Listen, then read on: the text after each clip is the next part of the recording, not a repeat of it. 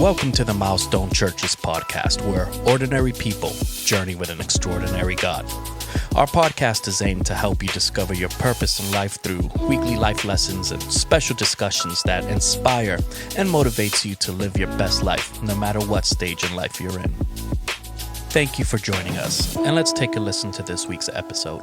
All right, hey, welcome to another episode. It's Kevin and Lisa, we're the Robins, and this is Marriage Month, or Marriage Monday, just marriage stuff. We're always talking about marriage stuff. We talk about marriage stuff in seminars and conferences. We've talked about marriages from stages and in small rooms, big groups of people, small groups of people. We just like marriage, and we love talking about it. We've got a website that you might like, wildmarriage.com. Go over there, wildmarriage.com. Pretty cool. Got some free resources on there. Also, you can order our new book that we wrote actually during the pandemic about marriage called Stay Home Marriage, and wildmarriage.com. You can check that out. Mm-hmm. We love our marriage, and at least I love our marriage. I do too. I know you do too. I do too. And we think you should love yours as well. But we do know that marriage is not without its significant challenges, which is kind of the point of why we do all of this, just to be marriage encouragers and try and help as much as we can fellow marrieds. Marriagers, people. Yes, exactly. So the topic of this episode is marriage is for tough people. Marriage is for tough people. I love that title. Are you a tough person? I try to be. I try my best. She really is. But in a section of the book that you mentioned that Kevin and I wrote, we talk about work is not a four-letter word, and marriage does take work. Yes. And it's best if you're not afraid of that or resentful of that fact. It's true. It's also best if you don't use four-letter words in your marriage, That's too. True. Yeah. That's just a freebie. But this episode is entitled "Marriage is for Tough People." It's not for the faint of heart. It's for people who are wanting to put in the work that it takes. Yeah. In most marriages, and certainly we find this, that when you think about marriages and what they're built off of, there's professionals out there that come up with all kinds of acronyms of the way we build our marriages, the things that we focus on. But we've kind of break it down, at least for this episode, the idea that in your marriage, you build together. Like you're creating a life together. Yes, the family business. The family business. That's also what we called it in our book, right? Yes, the family enterprise. Yeah. So you're always building this thing. It's more important, or at least it should be more important than even your job, your career, that kind of stuff. But it becomes your job and your career. It's even if you think about your job and your career and perhaps the work that you go to every day. That's money for the family business. The family That's business. Right. So you're always building as a married couple this thing. I don't know, life. Let's call it life. Especially if you add kids, dogs, cats, houses. Gerbils, yes. Mortgage, rent. Condo, whatever. Groceries. Whatever. Bills, Yep. It all comes with the family business. So there's a lot of work in that building. So we build. That's something that Lisa, you and I do. We build our life together. We didn't start with much. We really didn't start with much. I started with like one bag of clothes stuffed in, and and then. But now I have 2 bags of clothes now. we build, right? So another aspect or another part of marriage, different than building, is friendship. Let's call it working on your friendship together, working on your soulmate. Yeah, being soulmates. I like that. Yeah, good friends. And so this is an emotional connection. It's very, very important. Not everybody has it in their marriage, or maybe you can think about the old days. The old days when people got married, it's like friendship wasn't important. Just can the woman carry heavy things, and can the man provide and work on the farm, all this kind of thing. Well, those days are over, thankfully, and friendship is still a really big part of it. Yeah, and can become, I suppose, even in an arranged marriage, later can come friendship, and that is such an important part of a marriage for sure. So we've got marriage is often described as building. We're making something together. It also needs friendship. And then the third thing, it needs lovers. True. So people that are in love. Yeah. This is the physical, right? Intimate, yeah. Intimate connections, stuff like that. Yeah. So So when we think about those things, I guess here's the question I would just ask you as we start off. I think you know the answer to this. At least you know what I think is the answer to this. Of the three things that we really need in our marriage and that we do together in our marriage, we build, we're friends, and we're lovers. What do you think gets the lion's share of energy The most attention? in our marriage or in other people's marriages as well? Well, I think building for sure. Building. Yeah. I mean, the bills scream out at you, all the needs around you, life happens, everything is very much calling for your attention. Yeah. And I think being lovers, being friends, especially the longer you're married, can kind of get on the back burner of life and not get as much attention. Right. Is that the answer you were looking for? I think that's exactly. I think everybody would agree. Those who are listening, at least those who are married or who've been married longer than 15 minutes, right? Yes. If you've been married any length of time, you'll know, boy, life just naturally takes away from the things like being lovers together.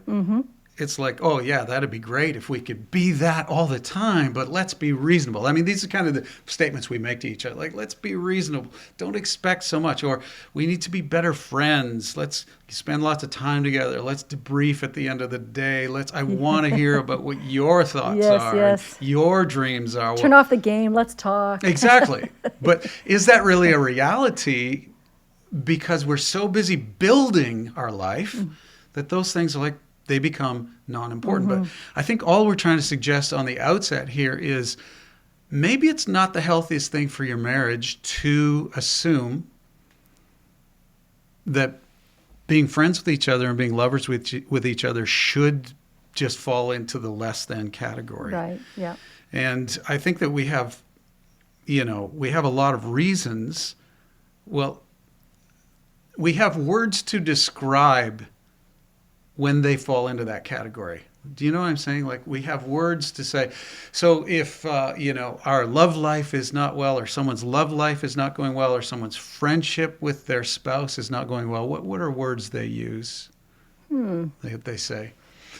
Like being lonely and kind of feeling empty. The marriage think so. isn't what, Yeah. it's just kind of we're roommates, sort of, or ships passing in the night, Yeah. those kinds of things. Yeah. It makes me think about the things that we do to replace, when that's not there in the marriage, then we start to replace it with other things that kind of meet our emotional, because soulmates, you want the emotional need. People can run to their friends and get that need met, or they can even run to self-medicating kinds of things to meet, at the end of the day when you've worked really, really hard, you want to reward yourself. And so if you're not getting the reward in your marriage through the friendship, through being intimate and lovers, all that, then you do tend to, I think, some clues that could tell you that's out of balance, that you're not getting those needs met, is the things that you might use to self-medicate. Right. To Right.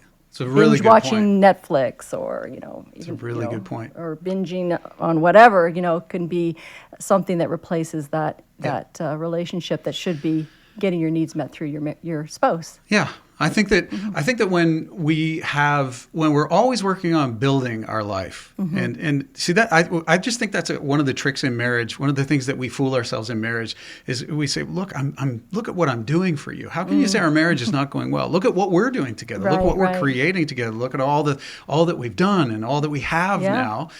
So for a lot of us, that checks a box, like, well, we have a good marriage because check there. And these other two lag behind. We're not that good friends anymore. We're not lovers anymore. We're ignoring each other, not meeting each other's physical needs, not caring about that. Then we start using words like, well, I'm uninspired in this marriage. And it shocks the other partner. Like, how possibly could you be uninspired? Well, I'm not attracted to you anymore. I'm not this or not. So these thoughts start coming into my mind. Well, just about being lovers. Well, why aren't you? Well, I'm busy. I'm tired. All these kind of things. And I do think you make a really good point.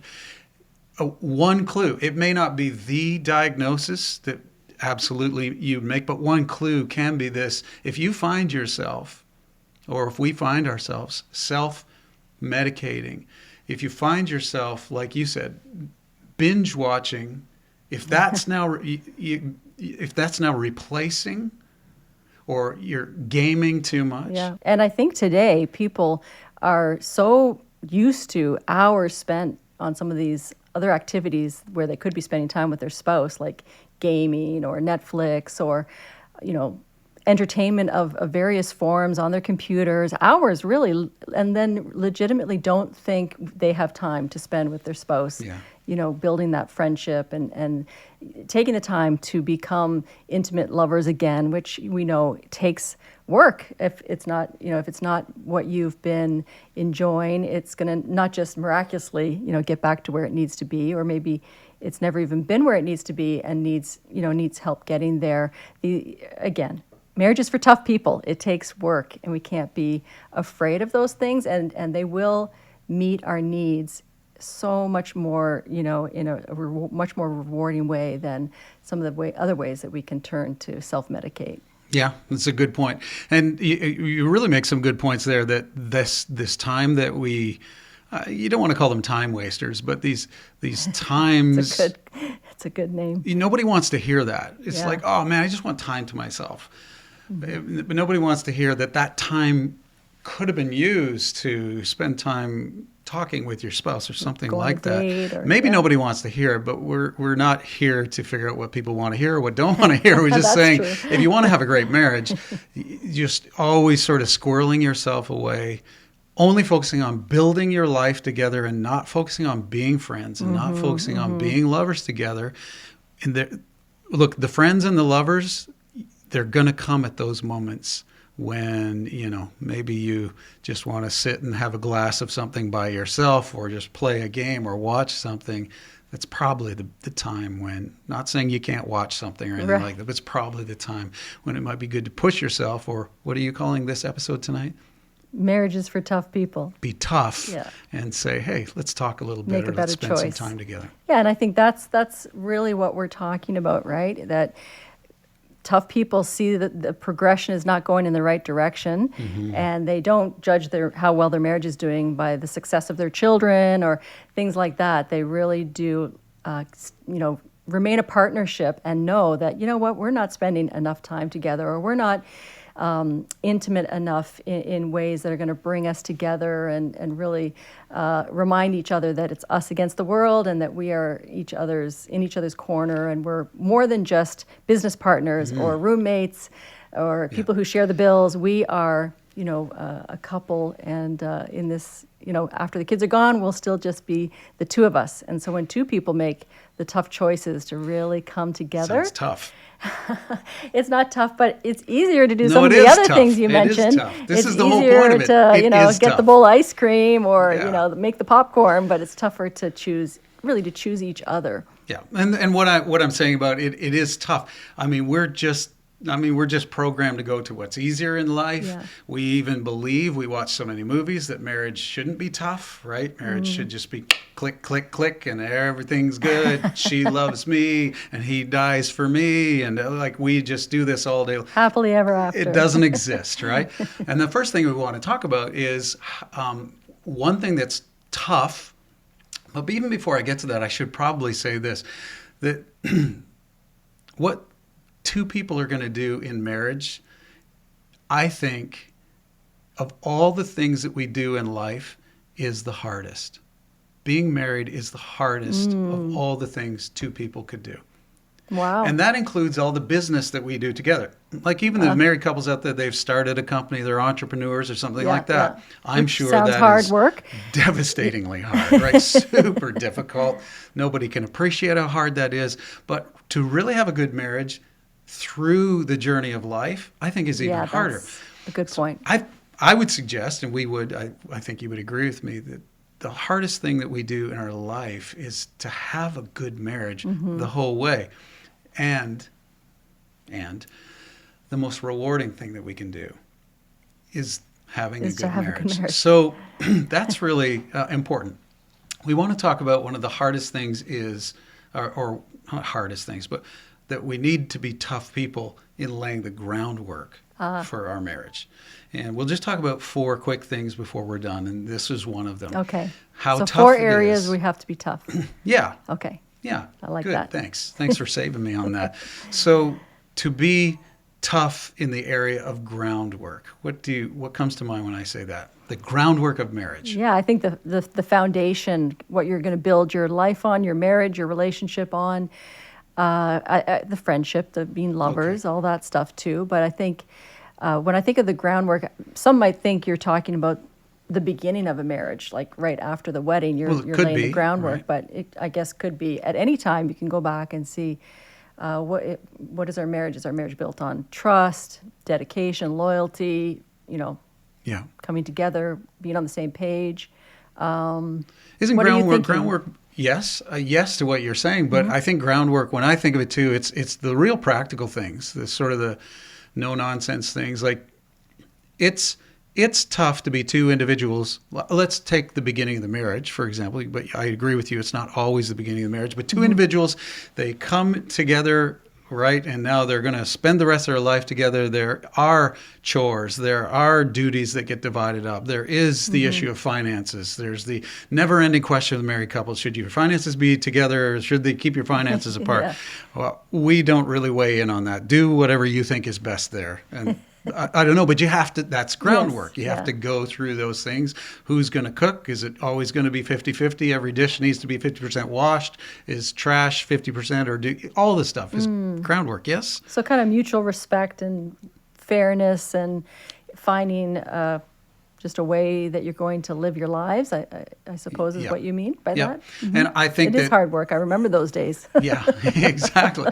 It is tough, right? It is tough to lay down the groundwork, but not just to get it going, not just to agree, but then to keep it going. And that's really what life is. That's what life, the big business of your marriage and the business of families, keeping that going and not letting it go by. You know what I think about when you talk about, I think about in our early marriage, the times that we sort of laid the groundwork of what sort of the non-negotiables of how we were going to behave towards each other, that we were not going to say things like in the heat of the moment, we're not allowed to say, I want a divorce, I hate you, those kinds of things. We had some non-negotiables. That was a very important foundational time in our relationship that we mentor a lot of young couples, and we always seem to share that with them. That especially when you're beginning, it's a great time before those things get out to decide. And it really makes the point that I tried to make earlier on. You do, and you should at least, not everybody does, but you should at least lay down some in the groundwork of early in your marriage, but you've got to keep them. 15 years in your marriage, your groundwork still needs to be there. You can revisit them too, don't you think? Yeah, of course. But these are the kind of things, when you say non-negotiables, I think it'd be good to talk a little bit about those, because those can evaporate over time. So all these deep convictions you had when you were first married, you remember all the things we were going to be? It's kind of the joke, right? It's sort of like all the people who've never had kids and all the deep ideas that, when I have kids, I'll tell you I'll never go to a restaurant and blah, blah, blah, blah, blah. You finish that sentence, and my kid will never have an iPad and blah, blah, blah, blah, blah. And then you see, right, later it's like, ugh. Yes. Don't give me, a bad look Very in a restaurant. Humbling. Yeah, exactly. So you got to keep your groundwork all the way through it. This idea of non-negotiables, you mentioned just a couple that we're not going to say the word divorce. We're not going to say, I hate you. And these are things that in the heat of the moment are easy to they're very easy to do. Throw out when you want to really get your point across. Yep. Yeah. And it's I think very good and very important for any couple. They don't have to take ours, what we just said right there. Those are just a couple. We have a lot of non-negotiables. We have non-negotiables. I just know this in the way that we're going to behave towards each other. Man, that gets hard. It gets hard the first year. It gets hard 20 years into it. It gets hard 30 years into it. It's amazing, actually, how 20, 30 years later... It gets harder. It's almost, you have moments where it's like Say the beginning sister. again. Harder. It's like, wow, we used to not be allowed to slam doors. And what was that? A door slam. You're making my point. This is exactly my point. Over time, laying the groundwork seems to... That groundwork can evaporate. Right. And... this is what all I'm trying to say is tough people don't let that disappear. Right. So maybe we have failed. Maybe a person has failed in their marriage. Said I was never going to slam the door, just slammed the door. Relay the groundwork again. Just because you in a fit said something regrettable, I hate you. And we said you were never going to say that, or I was never going to say that. then lay the groundwork again. You know what? I can hear our listeners right now Oh, can you? What are they saying? groaning and saying, "Oh my gosh, slamming doors like must be nice." That's the dramatic thing in your life or Well, whatever. first of all, that's all we're going to tell you. You don't deserve to hear the other stuff. Who do you But think you are? I just think we can't think for everybody what their groundwork needs to be. We know what ours is. We give a few examples, but everyone has to do the tough work of figuring out what we are both comfortable and not comfortable with, and what we're going to set as our groundwork. Yeah. There's a good example of this that we've discovered even as we kind of coach marriages over the year. We've noticed that in some people's marriages, it's kind of probably because of the way they grew up. And a lot of us carry the way yes, we do. What we saw in a marriage as a kid that seems to come in. But we've had some people, and we kind of debate this with them, where it's okay just to let loose. It's kind of the way I was raised. I'm just gonna move, and right. No filter. And the tongue is gonna just slice and dice, but that's okay because we love each other, and after it's all over, we're gonna make up, right. And that's some of the best makeup ever. Oh yeah, I've heard that. Yeah, and that works for some people. We think, or at least they suggest it works for some. And we really struggle with that, right? Mm-hmm. I mean, you and I have talked about this so much. Often it works for one person in the marriage, but not, right. I think rarely both people, but maybe it can. That's just not a thing that we've adopted in our life. That kind of behavior has been non-negotiable. We're just not going to, it's not fair just to lose it with each other and say things that you can't take back. Although we know some people that have. But our suggestion is it's kind of, if you do that, you can keep going. If you get out of your car and just let a little bit of air out of your tire, you can keep driving and drive for another kilometer and then let another little bit of air out and then drive for another kilometer. And then you see where I'm going, another little bit of air out. You can keep doing it. Your car will keep working. You'll still eventually get there. But by the time you get there, you're probably going to have a flat tire.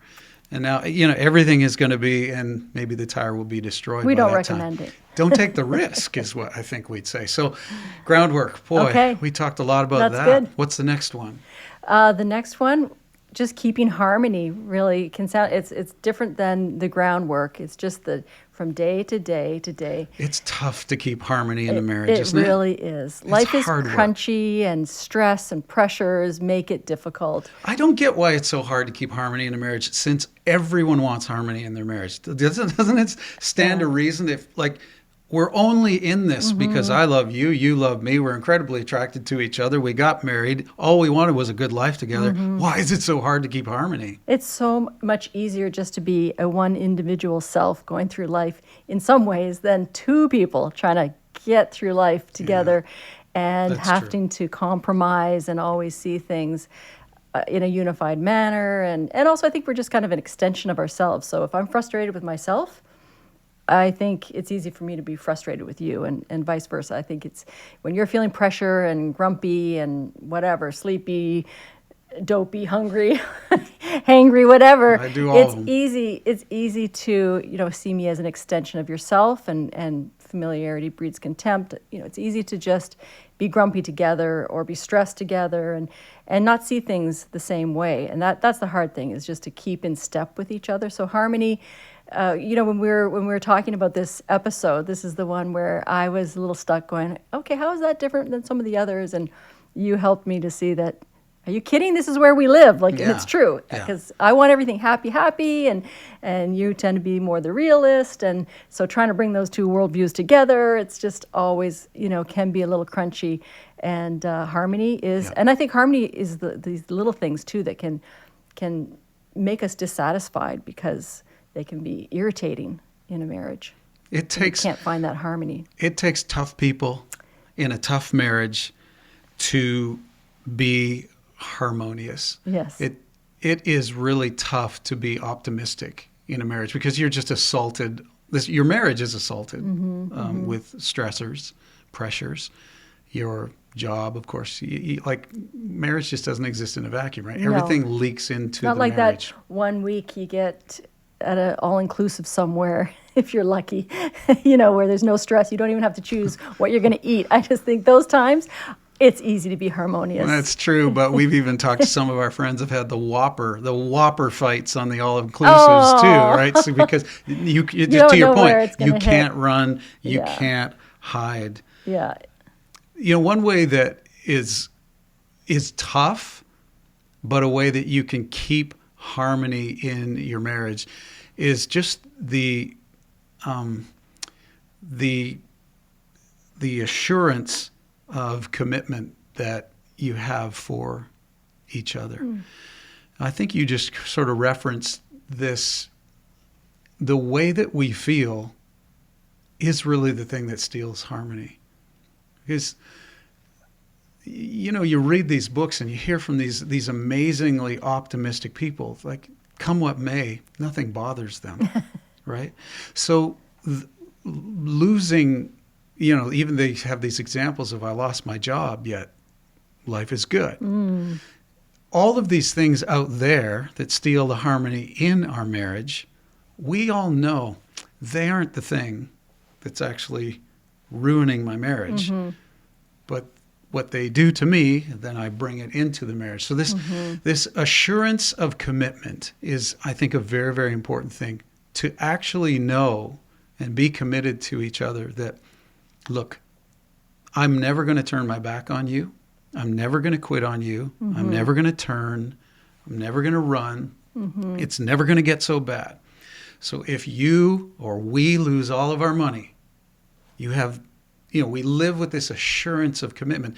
This is huge. Or if we lose whatever, reputation, or if we lose, it kind of, we've always joked together, and maybe some people are critical of it, this attitude of we're in this together. It's us against the world. Yeah. Of course, we don't really believe it's us against the world. We believe have lots of people involved in your life too.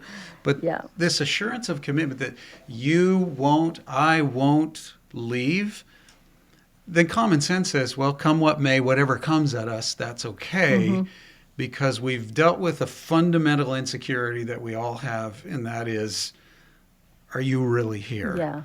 And when harmony is missing, we start to, like when life is crazy and it's not, you can't be optimistic anymore, you start to wonder, well, is this not going to work too? And I think there's a great power in just knowing that. Very powerful. That's the word that came to my mind as I was listening to you. It's very powerful to know that no matter what, we're going to be okay. We're going to be fine because we'll have each other. Yeah. But it takes tough people to do it, doesn't it? It does take tough people to do that, because you have to control your, as you said, your feelings, your emotions, and self-control is a huge deal. We're very self-controlled in our workplaces, our schools. You have to be, because there's HR there. We have boundaries with people that we are involved with, but in our most intimate relationship with husband and wife, we can really lack self-control and just just let it all come out, and then you end up not being the people that you want to be in the first place, the groundwork that you had set for how you want to be. So I think that's a very important point. Yeah. So we've talked so far about it's really tough, but you need to do the tough work of laying groundwork, not just at the start of your marriage, but through your marriage, 30, 50 years into your marriage. Keep laying that groundwork and high expectations for your marriage. That's tough, but you can do it. And then we talked about it's tough to keep harmony, but harmony is really important in your marriage. Marriages that don't have harmony, honestly, they're just, nobody wants to say this, but they're just not going to last. They're not going to last. I mean, maybe it won't end in divorce, but it'll certainly end in two people just ignoring each other, right? Yeah. So that's tough. It's hard work to keep harmony. The harmony at the start, is tough to keep around. And then, of course, there's a tough one to get through, or there's a tough one in the area of forgiveness. So we did groundwork. Have to talk about forgiveness in marriage, for sure. Really tough to forgive, isn't it? Shouldn't be that tough. No. Right? Sometimes we don't even know we are holding on, harboring something, haven't forgiven something. Our spouse has hurt us, and we're just in unforgiveness, trying to be harmonious and trying to do all the things we say we're going to do, but That's really strange. What are you thinking when you say that? I'm not to put you on the spot, but sometimes we don't even know. Is that what you're saying? Yeah, right sometimes there? That's what I'm hearing. We don't realize that we have not forgiven. How does that happen? We have basically a grudge, but we've buried it. Maybe it's my male brain. I'm like, how can I not know that I need to forgive? Seems quite obvious. See what I'm doing? I'm putting you on the spot here. Sorry about that. Well, I really do think that it's probable that you don't think you have unforgiveness, but you're just, maybe your male brain is not going very is that deep. what you're saying? Or is ignoring issues or bearing things and just staying shallow. Or, you know, I think that forgiveness is a complex subject. Yeah. So this idea of, in marriage, of course, we're going to hurt each other, so you got to forgive each other a lot. Do you ever get tired of forgiving? Does anybody ever get tired of forgiving? I think some people do. Yeah. I think a lot of people do. Because, look, or even take, I know we're not supposed to talk about us too much because it's going to be on the internet forever, but how many times have we just in the moment of our life and frustration and apologies and forgiveness, how many times have we said, we're here again? We're here again. I'm saying sorry again for this. You're saying I forgive you again for this. At what point do our brains start to think, is he really sorry? And is she really saying I forgive you for real again? Very true. Frustration is something that piles on top of itself, especially when you've been married for a long time and you kind of feel like we should be so beyond this. Like, how on earth are we still talking about this? That's right. They said in the books we would be beyond this by now. Exactly. Yeah. Exactly.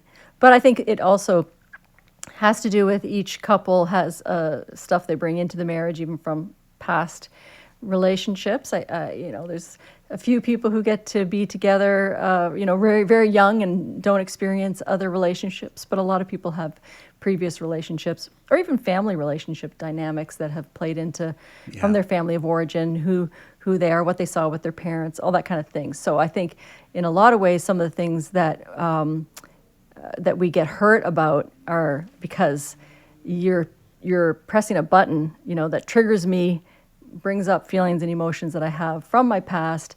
And, it's kind of we've talked before about triggers and traps, how we can get stuck because we just are so infuriated, but it's not just what we've done to each other, but it's bringing back a whole bunch of other things. I read somewhere, and I can't remember the author, but that marriage reveals our deepest wounds. The deepest wounds we have. Yeah. If you've got wounds, and wounds marriage come is going from to bring them out, so many right? different places. Yeah. So many different places. Yeah, which you said, whether it's our family or a hurt from the past. And so now we bring it back around to marriage is for tough people. Forgiveness is for tough people. It's really hard to forgive.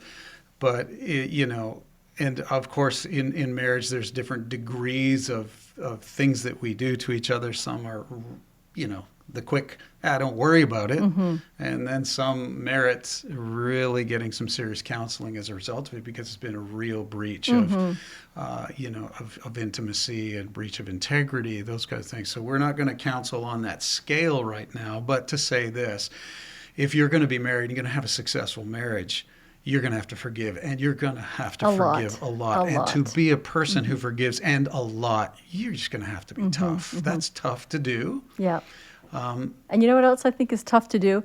I think some of us struggle with ever thinking that we're wrong or need forgiveness ourselves. Ever thinking we're wrong, or never thinking we're wrong? Or sorry, ever. We struggle with ever and never. Ever and never. Ever and never. I'm never wrong. It's like I'm we don't right. want forgiveness because we never feel like we've done anything wrong. Like we don't need to be forgiven. We're sort of above it all. And I think that can be really challenging in a marriage as well when people want to keep, be very shallow and not see, no, you too have really done some things that need to be forgiven. Yeah, but it seems we've been talking about this even recently. It seems that people who never think they do anything wrong, you can never convince them they've done anything wrong. So do you have any good advice for that? That's another episode. Is that another episode? I think so. We'll call that episode, which would be our title? I came up with a title for this. Oh, you said humility or doormat. Or doormat. That's the spouse who lives with the person. Anyway, Yeah, that's another episode. That's an interesting okay, thing. we're getting off topic. Are you humble? And if I'm humble too much, will he or she treat me like a doormat? Right, Yeah. right. I just changed the subject on you. Sorry about that. You did. So we're just talking about forgiveness, and we're talking about, we all have a dark side.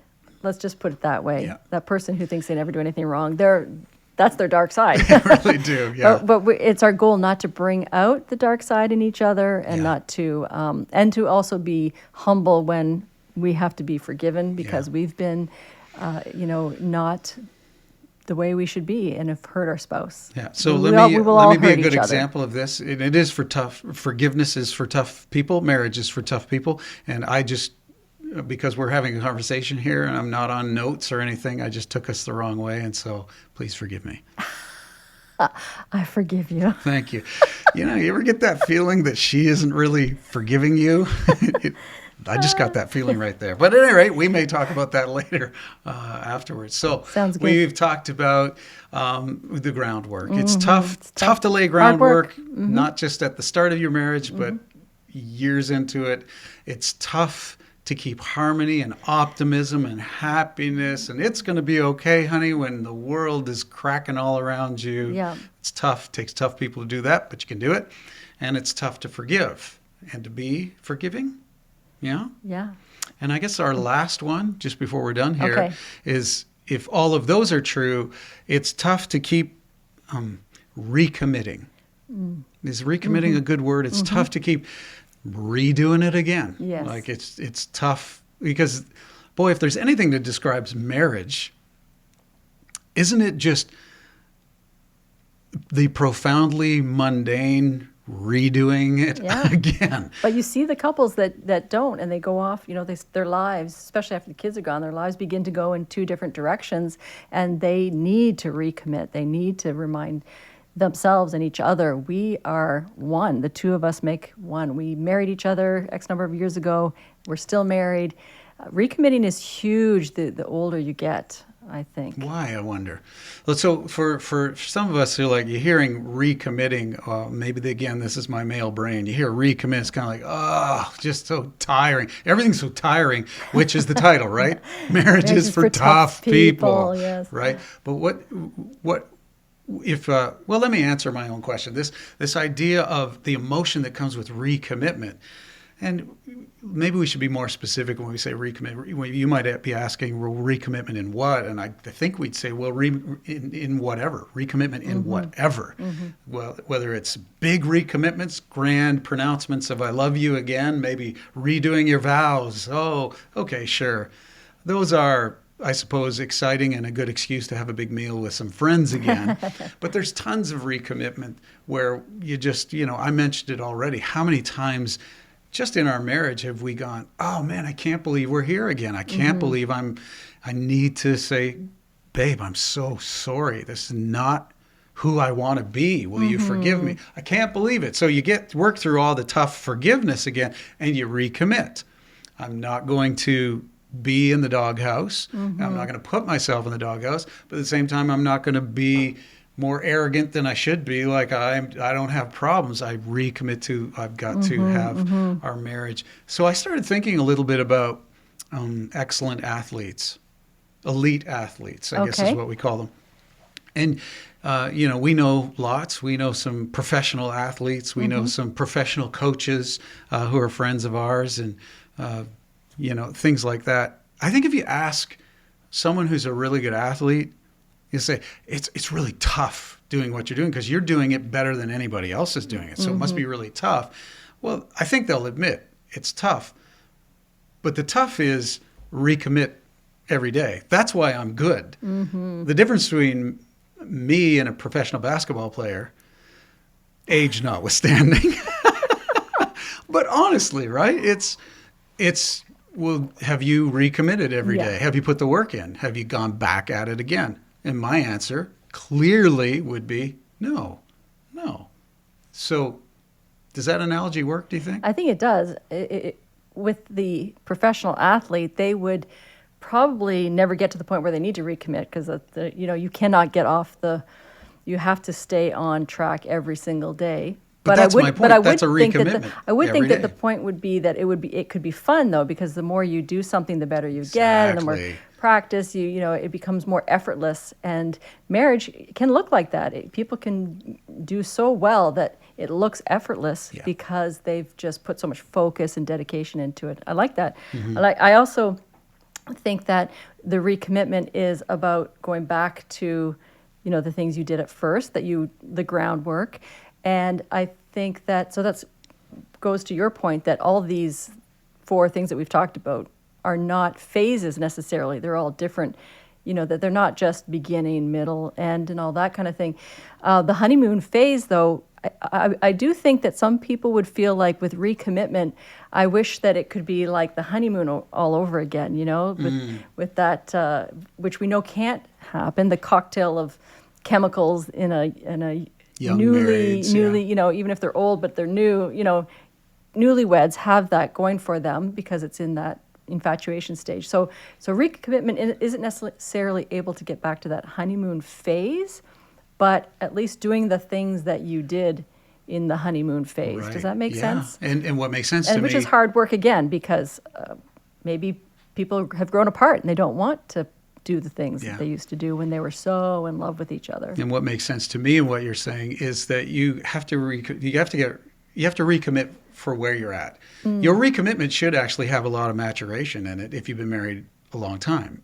Like, yes, I agree with what you're saying. Go back to what you did at the start. Right. Go back with the same kind of enthusiasm, the same kind of, I'm going to make this work. Togetherness, yeah. But if you've been married 20 years, you should have grown, evolved, if we can use that word, in your marriage. So hey, I'm going to recommit to being a better husband. I'm going to recommit to being, Better better wife. wife.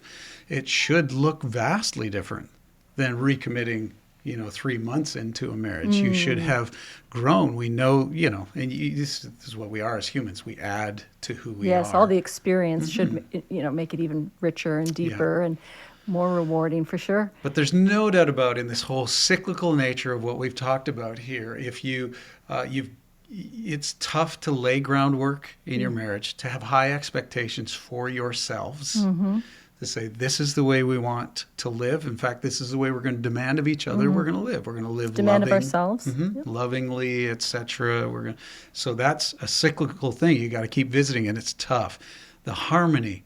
We're going to be optimistic. We're going to demand happiness. That's a We're going to that's a get tough along word. in the moments. Yeah, but when it's and not be as easy. optimistic and as enjoy the journey as we can. I was just talking to someone last week. He's relatively, and compared to me, a relatively young married man, although he's been married for a while, got a couple of kids.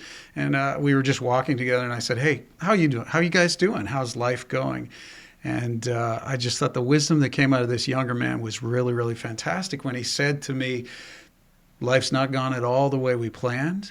And my wife and I we say to each other, let's just enjoy the journey. And he said, I know that sounds kind of cliche, wise. but No, it's wise. let's enjoy the journey. And I thought, man, good man. Yes. I feel good about where his marriage is at least right now. So the harmony, it's cyclical, Yeah. but it's tough, but you can do it. It's tough, and I wanted to fit somewhere into this episode that expression that we grew up with. You remember the expression When things get tough? When Times. when times get tough, the tough get going. You Is that got how it. it went? Yeah. And Apparently you didn't hear it that much. You said we grew up with it. Goodness, it's because When times get tough, when times get tough, the tough get going. going. Yeah, I love that. And in marriage, there's lots of tough times. and what does that mean? It means that, when you encounter problems, strong people, tough people, they work hard to solve, to find solutions. And To, what better place for that slogan or saying to come out Yeah, than in than in a marriage? Because you marriage. just know tough times are going to come, right? So when times get tough, the tough get the married going. people Get going. get tough and get going, Love right? it, yes. And so our cycle of forgiveness is for tough people. Look, it's tough to forgive. It's tough to ask for forgiveness, yet get real comfortable with both, right? And then it's tough to just keep recommitting, to always going back. I'm going to keep this fresh. Even as I get old and my eyes get weak, my eyes are going to stay bright. I'm excited about the marriage. I'm going to really, really work on it. So that's our marriage is for tough people idea, right? That's the big idea. That's the big idea today. So we want to thank everybody for joining us this episode. Marriage is for tough people, but here's the good news. You can absolutely be that tough person. If you're not already, you must become it. And if you are already a tough person, congratulations. Keep it up. What can we say? Keep laying the groundwork. Keep going for that harmony. Keep that forgiveness going and keep that recommitment going. So it's Kevin and Lisa. Thanks for joining us again. Check out our website, wildmarriage.com, and we'll see you again next time.